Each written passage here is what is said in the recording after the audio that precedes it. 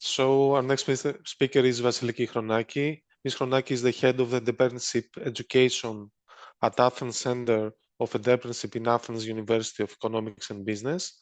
She's skilled with team building, management, networking, data analysis, and teamwork.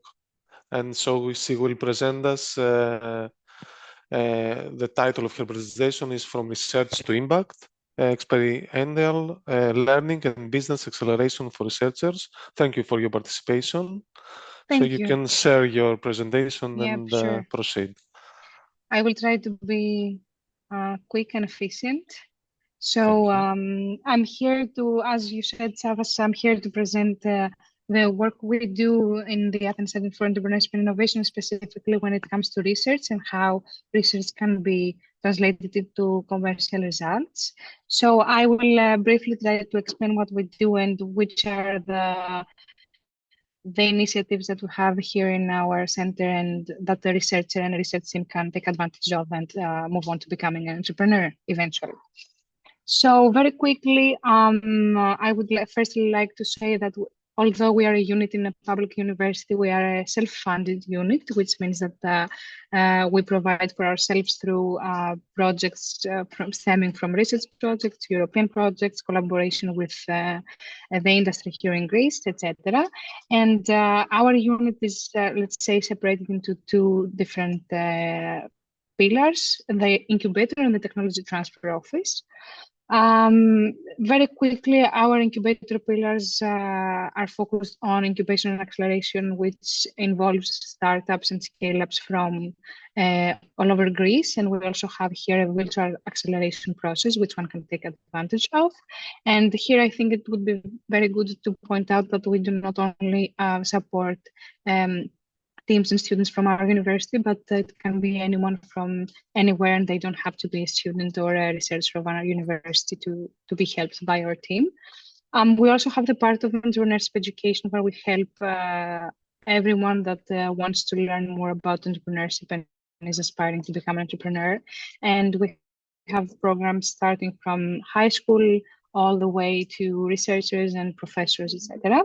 And then we have some programs that are called the proof of concept funding and pilot implementations, where in collaboration with large organizations, we try to bring research and, let's say, projects that have stayed in paper to the market and have them being tested out and being tried by the organizations themselves.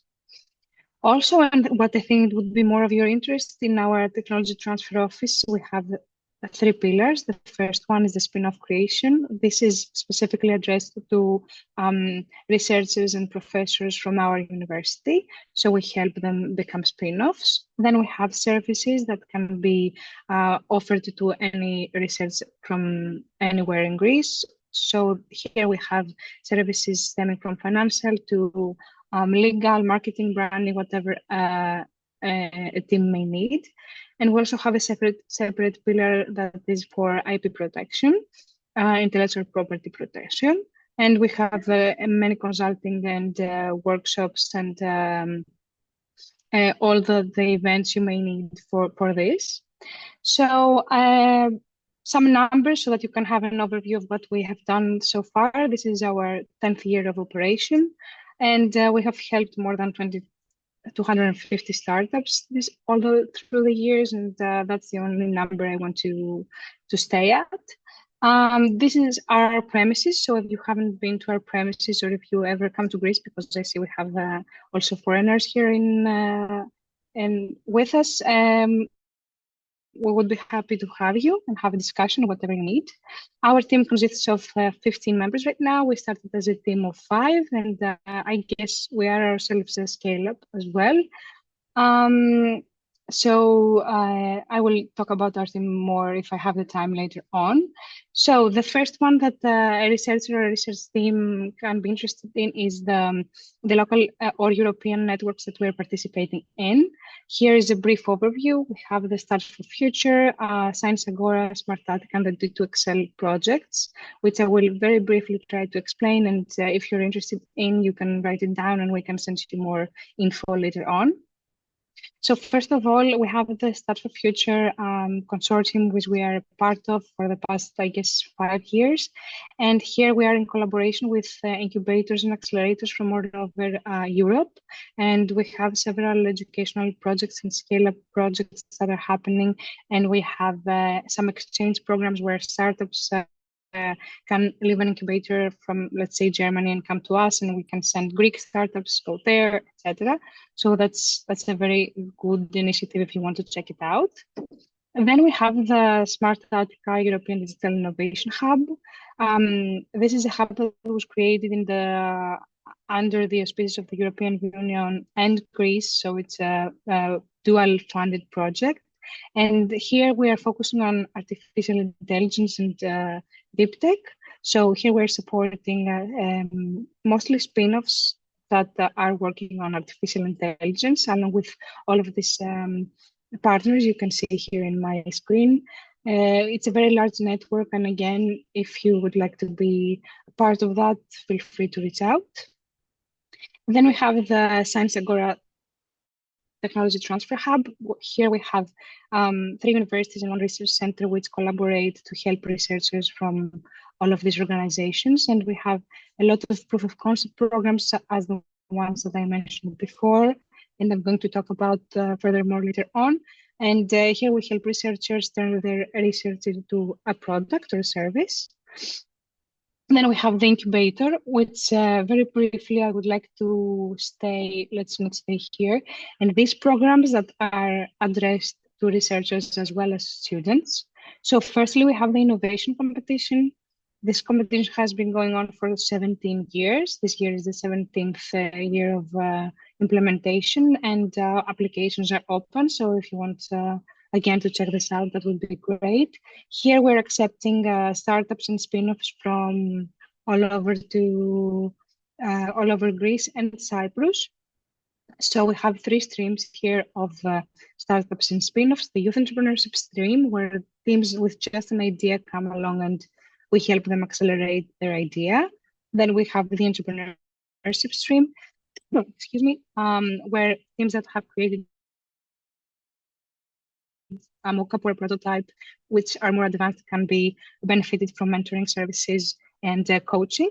And then we have the research stream, where researchers that are in teams of 2 or more can come and be helped out in all the ways that I mentioned before. Here are some numbers. As I said, we have implemented it for 16 years. This year is the 17th year. And we also, I forgot to mention that we are giving out some monetary prizes at the end of each year. Then we have the idea project, which started as actually the basis of my personal PhD thesis. And it started as our, let's say, effort to bring together students from all the departments of our university closer together, because they were working separately, which, well, sometimes happens in Greece. And now it has become something much more than it was. It's been going on since 2020, so for the last 5 years, I guess. And now we have 5 universities collaborating under this project and sending the students each semester. It's a 2-week program, and it always happens in person. So I guess it's only meant for people in Athens, but if anyone else wanted to join from abroad, that would be great as well. And here what we're doing right now is we are having a program, the idea program, held for researchers. So that will be a different kind of experiment that we hope goes well. And finally, we have the AI hackathon. This is the 2nd year that we're going to be doing that, and it's addressed to both individuals and teams. And here, of course, as it can be seen, we're focusing on artificial intelligence and solutions that can stem from that. And if someone comes on their own, then we put them into teams of 4 to 5, and we ask them in these 3 days to provide a solution for a challenge, either a general challenge or a challenge given by our sponsors. And of course, there are, again, monetary prizes in the end. For the acceleration and proof of concept, the part that I mentioned before, and I hope I'm not speaking too fast, it's just that I don't have that much time. We have these three, I guess, again, pillars that I wanted to talk to you about. First of all, I wanted to talk about the compass cycle, which is the heart of what we do, and it's our acceleration cycle. And here we have, as I said, the teams from all over Greece and from abroad through the networks that I mentioned before. This is a program that starts, the application process starts in September. So if you want to check it out, you can, I guess, apply then, and or you can apply now and we will see your application then. And here we have a lot of workshops and mentoring and coaching and support that is provided by our team. The proof of concept and or open innovation programs that I mentioned approximately take 6 to 8 months. So what happens here is that a large organization comes to us and says, I have these challenges in this sector, or I have multiple challenges in multiple sectors. And what we do is we find the right teams that are able to give a solution or pivot their own idea into something that these organizations would want. So the teams come to us, we send them out to the organization, they choose which teams they want to collaborate with, and then we move on to pilot implementations for approximately 3 months. So the organizations support the startups and the spin-offs into testing out their product or service, and with the end goal always being creating a collaboration or a partnership with this large organization. Here I have some examples that have happened thus far, if you want to check them out. The one that's going on right now, and we're actually in the third and final phase, is the middle one, the Ignite Ideas program, which is held with Nestlé. And of course, here we have the challenges that are addressed to food industry, but we also have a lot of challenges that are in tech. And we have a lot of researchers. We also actually have 2 spin-offs from our university participating here in this Open Innovation Program. And as far as the proof of concept programs go, it's the same principle, but it happens under the Science Agora Hub, and it's always sponsored by a large organization. The first one that happened and was focused on energy and environment was funded by Google.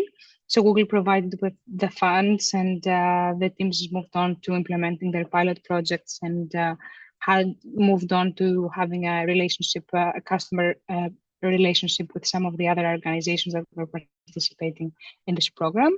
And we also held the proof of concept in culture under both the Smart Attica and the Science Agora Hub, where we had teams that provided mostly digital solutions in culture and were funded by the Smart Attica Hub.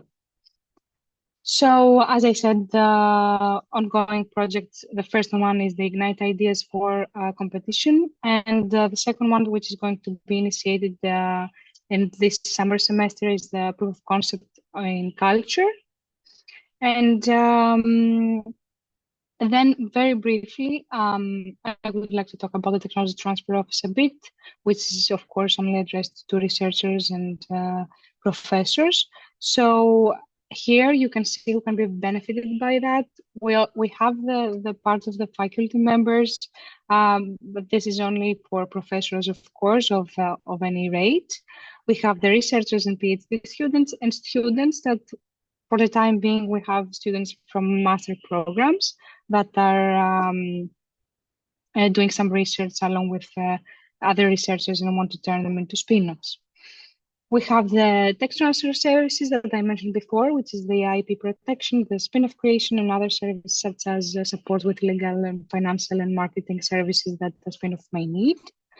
And here you can see some of the services that I mentioned before in more detail. I think, I don't know, Savas, if you're going to be sharing the presentation, but that would be great because I think I'm speaking too much in any case.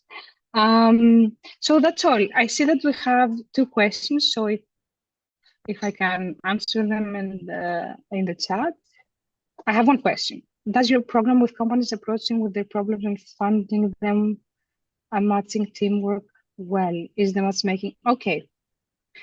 Thank you for your question. It's actually very hard matchmaking to be made when it comes to large organizations.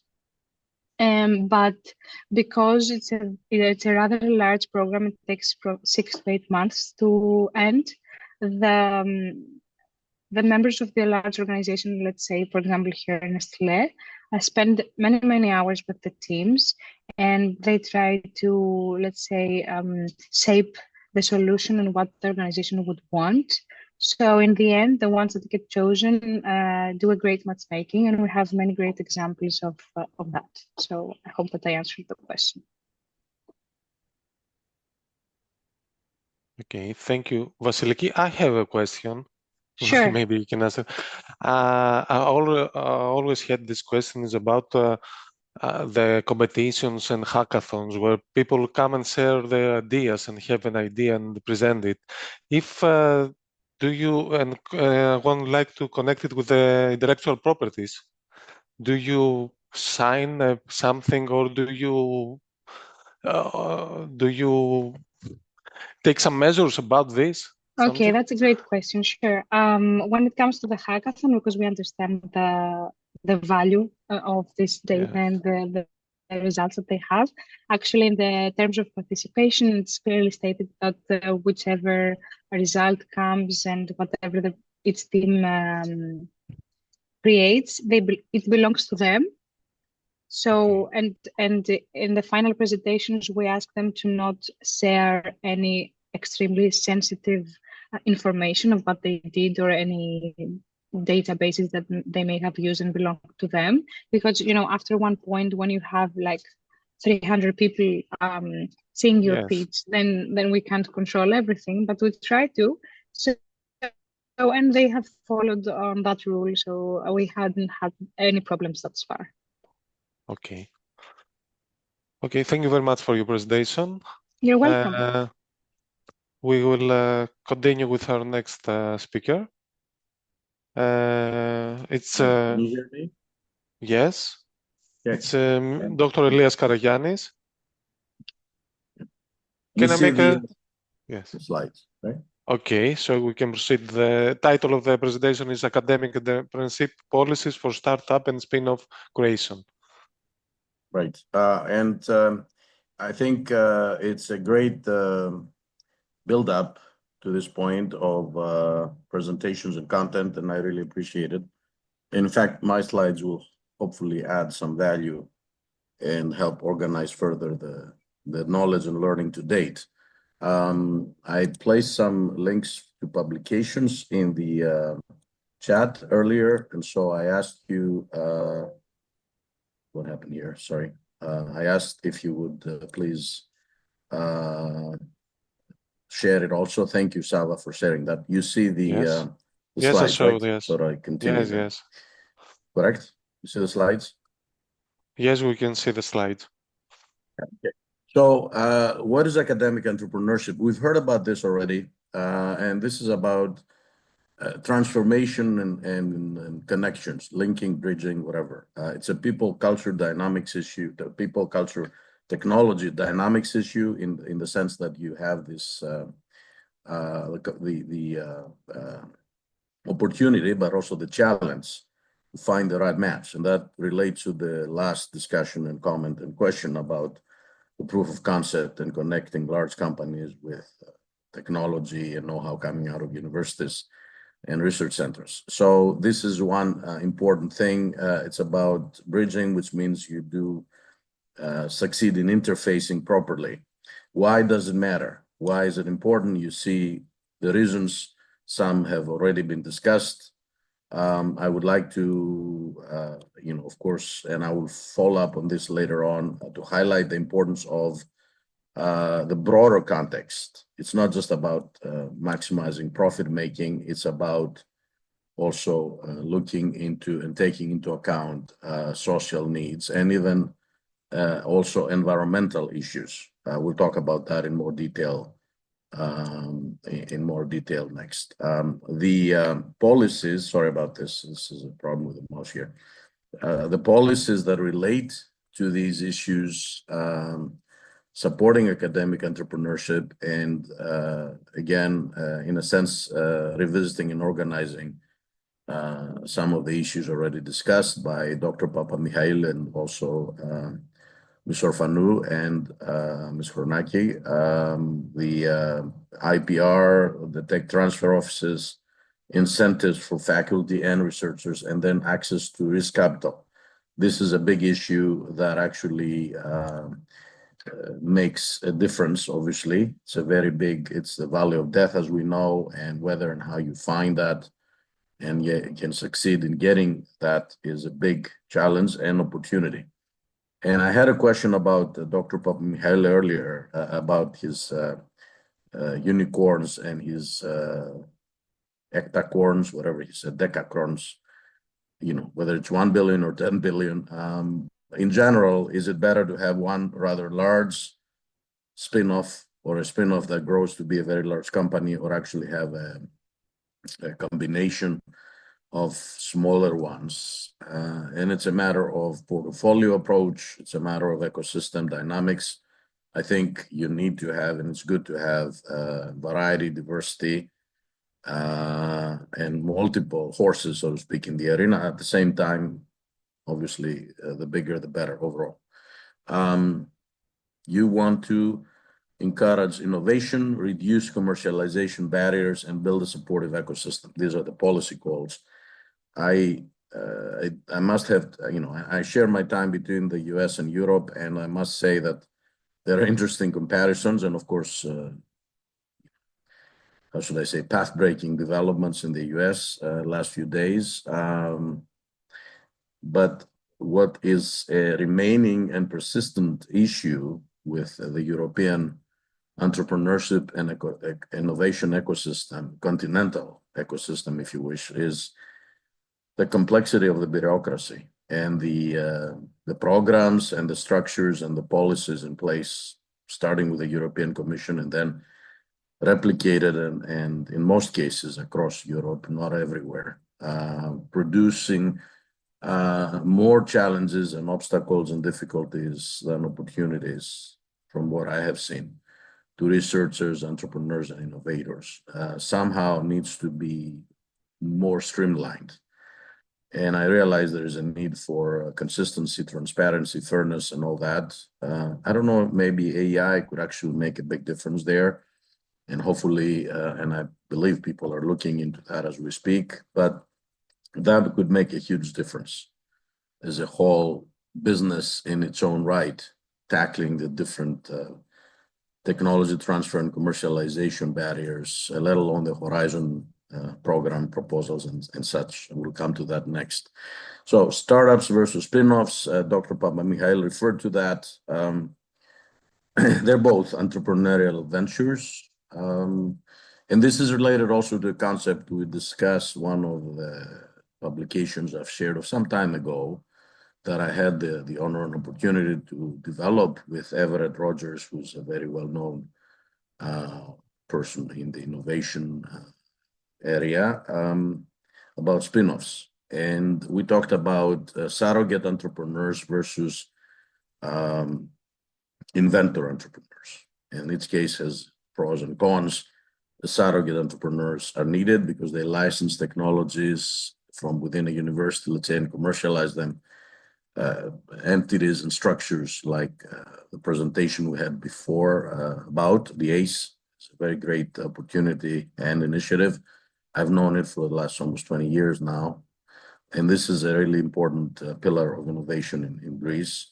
Helps connect effectively and efficiently, given the circumstances and despite challenges, inventors with entrepreneurs and investors. And that is what is needed. The spin-off, obviously, is where you have the happy combination of people who are in the research sphere, academics, who also want to become entrepreneurs. You know, we'll talk about those in a few minutes. But this is really more challenging in a sense because those people tend to have you know, a very strong sense of ownership. It's their child, so to speak, of the company and the spin-off, and in terms of governance and growth and transformation, especially if it succeeds, and as it grows, a major failure factor, and that becomes the need for control by the founding inventor entrepreneurs. Okay, so that needs to be something we're aware of. The process and creation in both cases involves, of course, idea generation, research and development, prototyping and commercialization. In the end, and again, George Papa-Michael talked about important factors of success. The team is very important. How you set up a business plan, you need to be grounded, you need to be comprehensive, but also realistic in your approach, and you want to make sure that you focus on things that obviously are attractive goals, but are not too ambitious. And so commercialization is a combination of your due diligence and your preparation, including intellectual property rights, but then also happy accidents. Another paper I shared, and this is part of a research stream I have been working on for many years, is about strategic knowledge, serendipity, and arbitrage, as I call them. And they're really the cases or the phenomena where, depending on how rich and interactive your ecosystem is, you're more likely, if it is richer, more interactive, to find knowledge that matters to you, without even in the beginning being aware it's there. This is the serendipity effect. And then the arbitrage is, of course, having the experience, expertise, and knowledge and talent to interpret what happened, the happy accident, as I call it, and figure out best ways to use it. This is the recipe of success for places like Silicon Valley. This is in more ways than one, why and how places like that add extremely high value, and it's hard to replicate them also. So here are examples from the US. We talked about Google before, we all know it, and then also BioNTech, which is really a case of a, I don't know if it would be a unicorn, but it is really a company out of Germany that partnered with Pfizer and was working on mRNA technologies, and then COVID happened. That was a tremendous opportunity for them. They were already preparing for it, and this is an example in the sense of a happy accident, because what they had already been working on now became very critical in developing the vaccine. There is also cases of spin-offs, and Dr. Papa Kostadinu here is actually one of the founders of Sidrons, which is a very interesting company and startup, funded and very successful in getting funding from the EU, and also developing very important applications for domains it's operating in, using drones and AI. But they are also, like in many other cases, as I mentioned, the complexities of the bureaucracies involved can be a significant challenge. And then, of course, the growing pain, so to speak, as in most such cases. Nanopore is a well-known company out of Oxford University, also in a similar space like BioNTech. So then looking in more organized fashion to what I have been discussing, the barriers to academic entrepreneurship, the issue of culture. It's not just a lack of culture per se, it also is a matter of perspective and opinion. Often people feel that publicly funded research should not become a private good. And of course, there's a combination of hybrid public-private goods, and this is the objective, to develop to commercialize technology that comes out of publicly funded research to actually benefit society, as well as those who really take the risks to commercialize it. And in a way also have licensing schemes and co-ownership schemes with universities and so forth. That is very important. And then regulations, the IP issue, the enforceability question. I placed some questions in the chat while Ms. Orfanou was presenting, and that also might be useful and interesting for people to look at. So the question of enforcing both intellectual property rights in the form of patents, but also in terms of trade secrets, which is a very important option when you feel that patenting is either too expensive or too slow or both.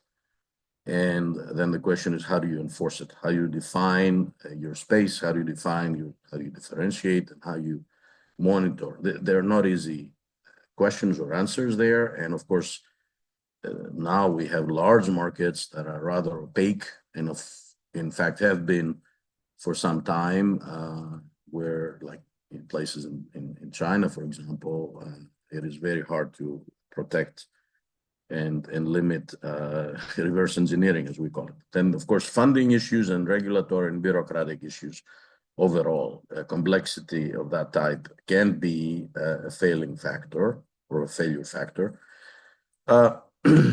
So encouraging innovation, figuring ways to provide funding and co-funding, seed funding, either through grants and also through seed capital, combining seed funding, angel networks, and early stage venture capital with incubators and accelerators is a very useful approach. And then collaborations between university and industry, but also government, university and industry, public-private partnerships for research and technology development. And in fact, on top of that, nowadays, we had better take into account civil society and the environment, which touches on the quintuple innovation helix concept I will discuss.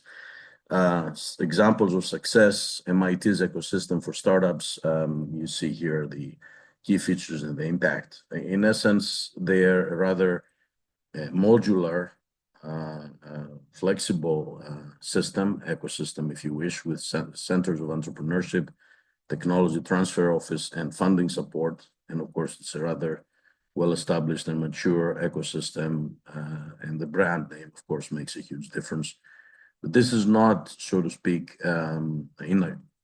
impossible to replicate, emulate, and approach. In fact, places like ACE are doing a lot of partnerships already, and I'll touch on the end on the new initiative, the Stargate initiative regarding AI, which is really a great opportunity to seek ways to partner. The European Horizon programs, of course, we know well the key features and the impact, but also, as I mentioned already, the challenges and the complexities, and to the extent that sometimes, and this needs to be better streamlined and managed, we have the risk of having such initiatives, calls for proposals and so forth, actually literally crowd out innovation. You end up having people with tremendous skill sets and talents spending most of their time in preparing proposals, and in fact, in that sense, almost fully go into the business of proposal preparation and submission to the programs such as the Horizon, rather than doing a significant percentage of their effort and time in actual basic research. That needs to be better handled, in my view, because it's a huge opportunity cost collectively at the continental level for Europe. And then at the end, key takeaways, we need, and it is important to have more integration across different support systems, locally, nationally, and regionally, or continentally. And then, of course, as I mentioned already, the quintuple innovation helix, collaboration between government, academia, university, industry, civil society, and the environment, having the environment as a priority. And this is a snapshot of what I mean, the quintuple innovation helix, a concept that we've been researching and developing for quite some time. And nowadays, it's even more important, because what does it say to us? We have the top-down policies and initiatives of governments and the other elites in industry and the academia. What civil society wants and needs and aspires to is very important. At the end, well, these elites presumably are serving society. And if someone is in government, in democratically elected governments, they should be very mindful and always aware of the fact that they're serving society at large, not the stakeholders of companies they may be part of. And then, of course, the environment, everything we do matters, impacts, affects how we operate. And we need to make sure we protect, mitigate, and upgrade, in fact, the state of the environment, another big challenge as we move forward, given recent developments. So this is a more detailed view of the quadruple, which is government, university, industry, and civil society, and also the environment in the bigger context. Model for social innovation, some examples where you have different activities, policies, and initiatives promoting social entrepreneurship. Entrepreneurship that does not only aim for profit in a pure sense endeavors, but also focuses on the spillovers of a more general nature, broader impact. Okay, an example here of how this quadruple helix configuration without the environment now can connect the four pillars or strands of the helix on the vertical, with on the horizontal, technological, institutional, behavioral, and cultural aspects, and how this could, in fact, inform and inspire policies and practices. So as takeaways, lessons learned, first of all, and I think that aligns now and echoes comments by others earlier today, begin planning for commercialization from the very beginning. And that includes what we call the intellectual property audits. Understand that the technology may capture imaginations, but not markets. So we're not selling technologies, we're selling solutions. That means products, services, where technology is embedded, but has been adapted and matured to really address market and society's needs and wants. And therefore involve marketing and product development from the very beginning, connect them throughout the value-adding chain of activities with researchers and then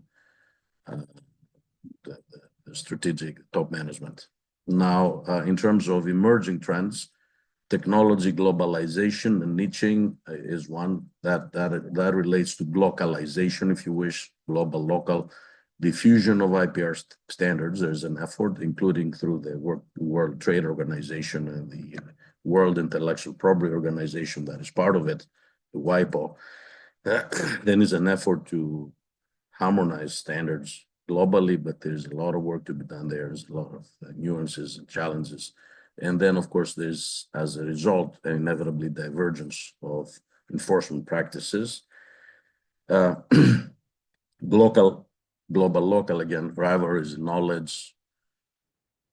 Stargate project is a case in point, actually.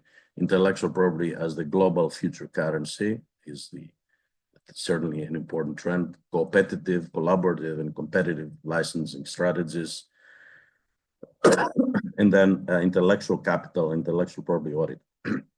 These are important assets and tools to be aware of, as these actually define the foundation for the value proposition of the company and its business model, and therefore its valuation.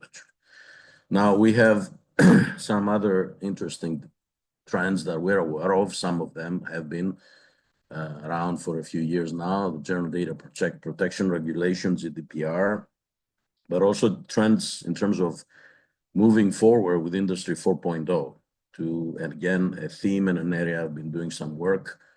I list here a publication with IEEE transactions in engineering management I have recently on Industry 6.0.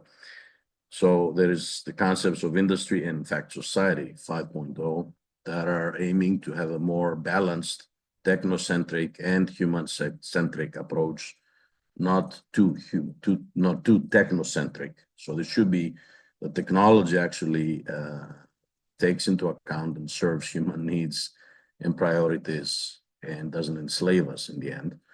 That, of course, relates to AI and where it can go. The EU has passed an AI Act. And then until a few days ago, there was a blueprint for the AI Bill of Rights on the White House webpage, which is no longer available. Surprise. So now we have the new realities out of Washington. The project Stargate. It is a potentially very important initiative. Time will show whether and how this is vaporware or a substantive effort. I hope serious monies, but also effort will go in there and will have significant spillovers, both for the US and the world. Okay, so you know, whatever is good for the world should be good for America and the other way around. We'll see how that develops.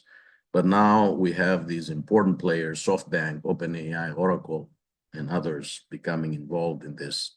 Hopefully this is, again, more than just hype. In conclusion, when we talk about startups and spin-offs and academic entrepreneurship, at the core of it is intellectual property. Obviously, it's knowledge. Knowledge that is somehow organized and packaged and can be commercialized for public, private, but also public benefit and profit eventually. So that is important to be aware of.